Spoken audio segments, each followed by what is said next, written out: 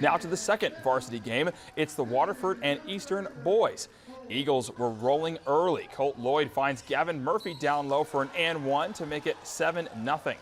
Eastern opened this game on a 9-0 run, capped off by this layup with the offhand from Lloyd. Wildcats would get back in it though. Reese Lang zips it to Finn Pennock and he converts at the rim plus the foul. 13-9 Eastern. Later, Lane spinning his way into the paint, then a little hesitation and he gets it to go. It's now only a 3-point game. Fast break for the Eagles and Ethan Edwards takes advantage, finishing through some contact. Eastern building a lead now as Lloyd banks it in here. He had 16 first half points. And it would be Lloyd down low again, this time finding Lane Atha for a corner three to extend their lead to 15. Time winding down in the second as Lloyd goes up, but Cole Sparling-Ponchek meets him at the summit for the rejection.